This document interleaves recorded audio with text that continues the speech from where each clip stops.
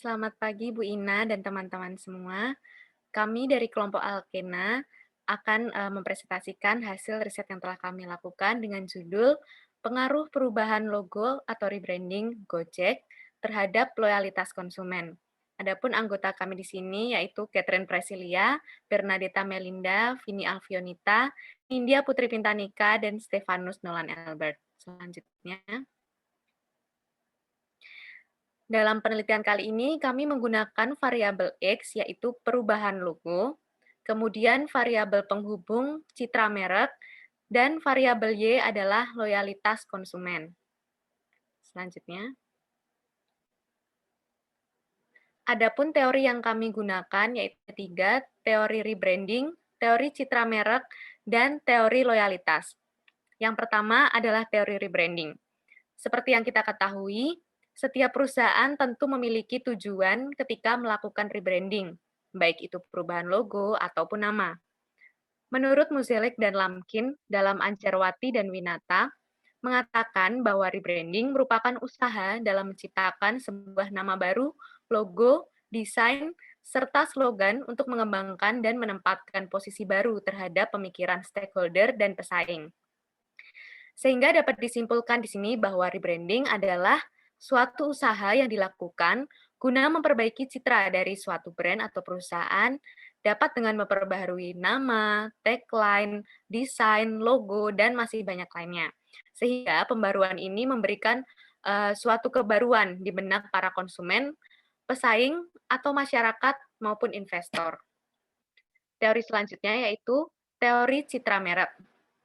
Jika kita mendengar kata merek, maka memunculkan suatu persepsi atau pemikiran bagi konsumen dalam membentuk karakter khas.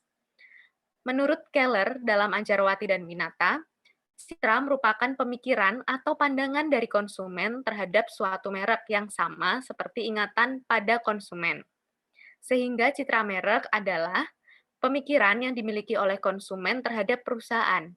Citra merek sendiri dapat terbentuk di benak konsumen ketika konsumen memiliki banyak pengetahuan tentang suatu merek. Oleh karena itu, citra merek sangat penting dimiliki oleh konsumen karena akan berpengaruh kepada pilihannya dalam membeli suatu produk. Dan yang terakhir adalah teori loyalitas. Konsumen akan memiliki sebuah ketergantungan terhadap merek tertentu yang dianggapnya mampu memenuhi kebutuhan. Perubahan ketergantungan ini dapat dilihat ketika konsumen memiliki pandangan yang berbeda terhadap sebuah merek. Salah satu bentuk ketergantungan yang tersebut adalah loyalitas yang dimiliki oleh konsumen terhadap sebuah merek.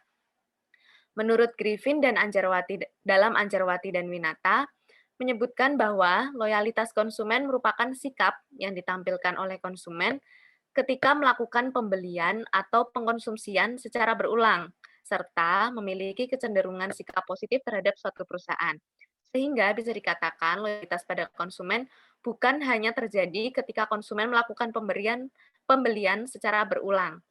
Namun, loyalitas sendiri bisa terjadi ketika konsumen tetap menunjukkan sikap positif bagi sebuah perusahaan tertentu. Selanjutnya,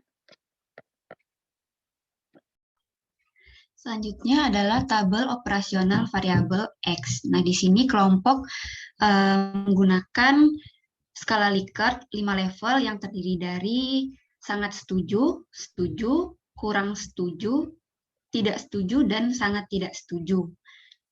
Selanjutnya, kelompok juga membuat sebanyak 11 pertanyaan untuk variabel X. Selanjutnya, nah, pada variabel Y, loyalitas, kelompok membagi jadi beberapa indikator. Yang pertama ada behavior measures, kemudian measuring switch cost, kemudian measuring satisfaction, measuring linking brand, dan measuring commitment yang terdiri dari sekitar 9 pertanyaan. Selanjutnya, kita akan masuk ke dalam hasil analisis, di mana di sini kami menguji korelasi antara variabel X, yaitu perubahan logo, dan variabel Y, yaitu loyalitas konsumen. Nah, berdasarkan hasil yang sudah kami temukan pada tabel correlation ini dapat dilihat yaitu ada Pearson di mana perubahan logo senilai 0,199. Berarti terdapat pengaruh antara perubahan logo terhadap loyalitas konsumen, namun sangat rendah.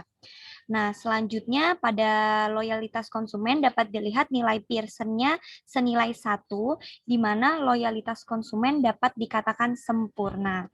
Selanjutnya,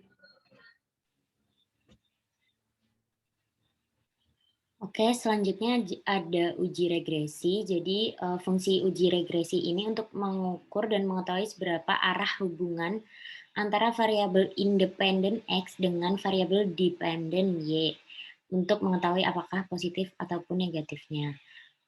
Next. Nah, setelah kelompok melakukan riset, uji regresi yang ditemukan seperti dapat dilihat di tabel model summary di samping yang menunjukkan bahwa nilai R itu sebesar 0,199 yang menunjukkan antara variabel relatif sangat rendah karena di bawah 0,5. Sedangkan nilai R square-nya sebesar 0,039 atau 39%, yang berarti pengaruh variabelnya itu sangat rendah. Lalu jika dilihat dari tabel ANOVA-nya, ditunjukkan bahwa antar variabel tidak memiliki pengaruh yang signifikan karena nilai probabilitas sebesar 0,293 di atas nilai signifikansi 0,05.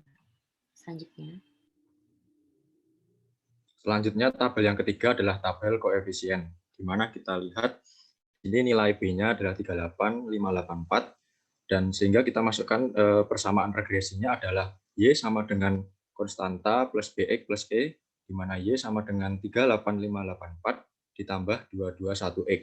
Nah, dari hasil ini kita ketahui bahwa hasilnya semuanya positif. Next. Selanjutnya adalah rekomendasi buat perusahaan Gojek.